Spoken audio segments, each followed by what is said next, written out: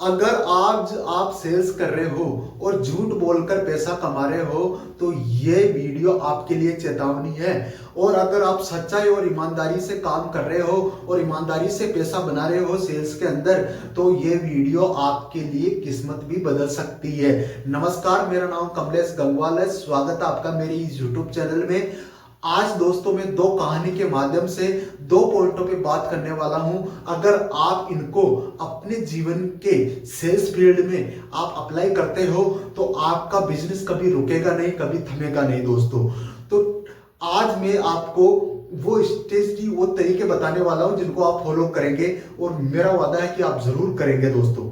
ठीक है दोस्तों, ये कोई ज्ञान और भाषण देने का वीडियो नहीं है कि मैं यहाँ पर खड़ा होकर भाषण दूंगा आपको कि आप मेरी बातों को फॉलो करो ही करो। ऐसा नहीं है दोस्तों, ये जिंदगी की असली सच्चाई है। अगर आप सेल्स में इनको यूज करोगे तो कहीं ना कहीं आप जिंदगी में अच्छा बिजनेस प्राप्त करोगे और सच्चाई और ईमानदारी से पैसा भी बनाओगे दोस्तों। तो चलिए, मैं पहली कहानी के माध्यम से मैं आपको समझाना चाहता हूं कि सच बोलकर प्रोडक्ट बेचो, झूठ कभी मत बोलो।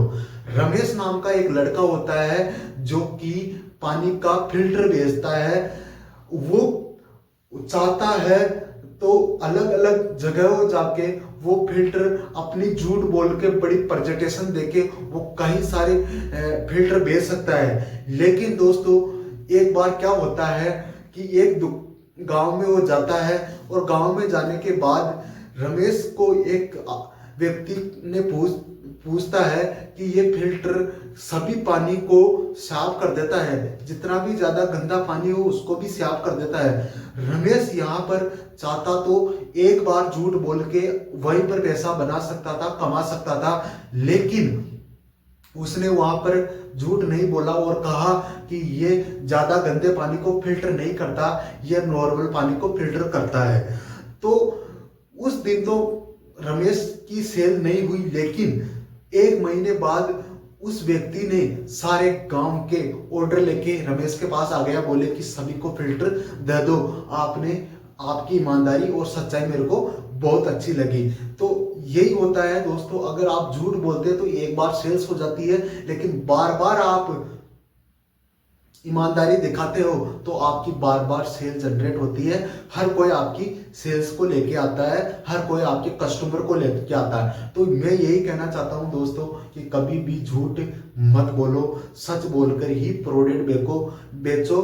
अगर आज आपका प्रोडक्ट नहीं बिकेगा तो घबराने की बात नहीं है। अगली बार जाओगे तो दुकानदार पे आप उत्साह के साथ जाओगे, एक मोटिवेशन के साथ जाओगे, एक गर्व के साथ जाओगे, क्योंकि पिछली बार आपने कोई झूठ नहीं बोला था। सच्चाई से बताओगे तो सामने वाला अब की बार जरूर आपका प्रोडक्ट लेने में हिचकिचाएगा नहीं दोस्तों। क्यों? क्योंकि आपने पिछली बार सच बोला था।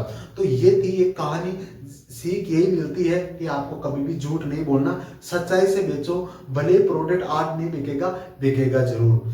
दूसरी कहानी के माध्यम से हम चलते हैं कि कस्टमर का फायदा देखो, आपका फायदा सोचने में पहले मत रहो कि मेरा फायदा हो जाए, ऐसा मत सोचो, कस्टमर का फायदा सोचो।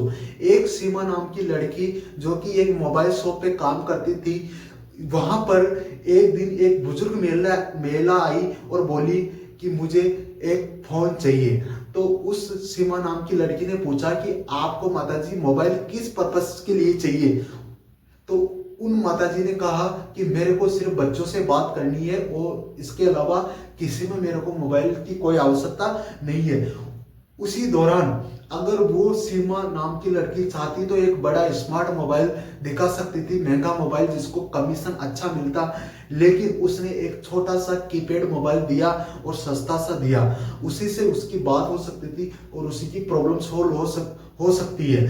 तो इसी के दौरान उसी समय जो दुकानदार था, वो जो दुकान का मालिक था, वो तो नाराज हुआ, लेकिन वहां पर उस सीमा नाम की लड़की की ईमानदारी उस महिला को बहुत पसंद आई और कुछ ही 5 दिन 10 दिन बाद उस महिला ने 5-6 कस्टमर और लाके उस दुकान पर लाके उस लड़की को कहा कि इससे ला करो, ये मोबाइल लिया करो, ताकि ये ईमानदारी से अपना प्रोडक्ट या मोबाइल बेचती है दोस्तों।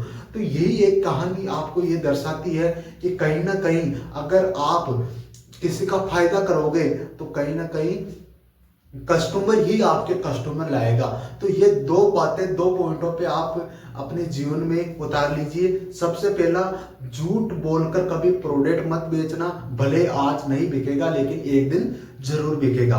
दूसरा, कस्टमर का फायदा सोचो, आपका फायदा करने में फोकस मत लगो। जब आपका फायदा करने में फोकस लगोगे ना, तो एक बार प्रोडक्ट आप बेच दोगे महंगा, लेकिन बार बार नहीं बेच पाओगे। तो आपको क्या करना है कि कस्टमर का फायदा सोचना, कस्टमर की डिमांड क्या है उसके हिसाब से उसको सस्ता सा ऑफर देना है, ताकि वो भी संतुष्ट हो और उसका भी फायदा हो जाए। तो और अगर वो प्रोडक्ट बिक गया और कम में खरीद लिया, तो आज तो आपका प्रॉफिट कम हुआ, लेकिन आने वाले समय में वही कस्टमर, दो कस्टमर और लाएगा, तो आपका जो फायदा है वो बढ़ता चला जाएगा, बढ़ता चला जाएगा। तो ये थी मेरी आज की वीडियो। आपको इन पॉइंटों पे ध्यान देना है। अगर आपको ये वीडियो अच्छी लगी हो तो लाइक, कमेंट और शेयर जरूर करिए। और ऐसे ही बिजनेस के बारे में, सेल्स के बारे में जानने के लिए चैनल को जरूर सब्सक्राइब करें। यहाँ तक वीडियो देखने के लिए आपकी दिल की गहराई से बहुत बहुत धन्यवाद।